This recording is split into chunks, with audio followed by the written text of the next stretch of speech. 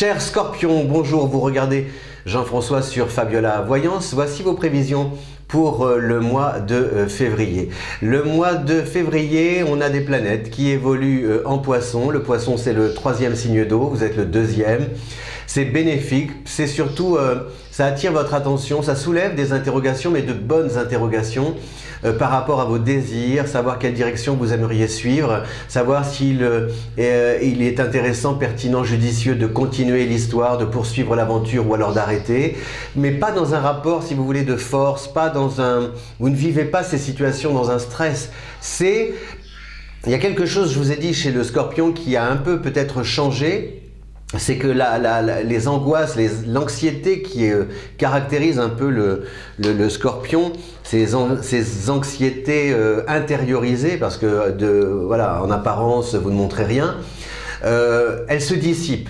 Elles se dissipent, c'est comme quelque chose qui se diffuse en vous, d'apaisant, de serein, et qui vous permet d'appréhender les situations comme ça, en toute objectivité, à la fois en toute objectivité par rapport à la situation telle qu'elle se présente, et aussi en fonction de ce que vous ressentez. C'est vraiment la bonne combinaison. En plus, c'est encore plus évident ce mois-ci parce qu'on a d'un côté les planètes en Capricorne, Jupiter, Saturne, Pluton, qui, comment dire, confirment que vous abordez les situations en toute objectivité parce que ces planètes sont des planètes massives, lentes, lourdes. Le Capricorne, c'est un signe besogneux, méthodique, discipliné, qui a le sens de la réalité, de l'effort. Donc vous êtes vraiment, voilà, il y a quelque chose chez vous qui est vraiment bien implanté, bien structuré. Vous savez la place que vous occupez, eh bien vous êtes, voilà, c'est carré, c'est sécurisant pour vous.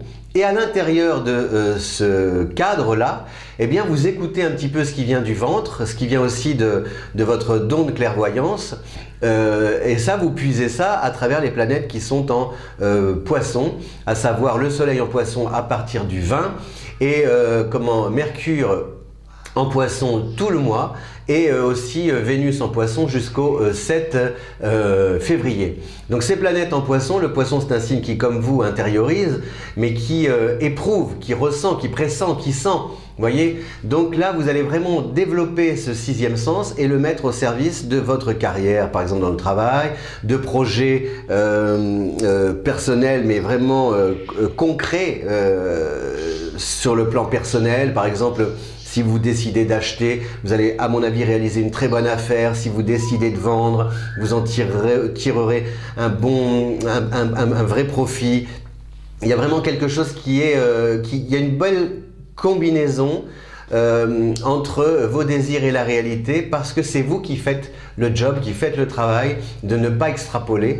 Vous regardez la réalité en face en y ajoutant votre touche personnelle. Et ça, c'est vraiment, dans le travail, ça peut produire de super effets au niveau de vos idées, de vos projets, d'obtenir les moyens aussi d'agir comme vous le souhaitez. Il y a quelque chose qui est vraiment solide. Voilà, le Soleil du 20 à partir du 20 février en Poisson vous permet comme ça de puiser votre inspiration à travers toutes les situations auxquelles vous êtes confrontés. Mercure qui va être en position rétrograde à partir du 18 vous amène suscite des interrogations, une introspection, une remise en question, mais dans le bon sens. En fait c'est ça, c'est que vous allez vous dire mais je mérite mieux. Je mérite mieux, je peux gagner davantage d'argent.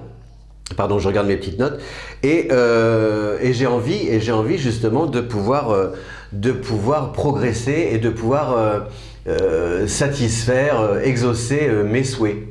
Voilà, et vous allez vous en donner les moyens et en fait ce n'est pas vous surestimer, mais ce n'est plus vous sous-estimez. C'est ça qui change. Et ça, c'est intéressant.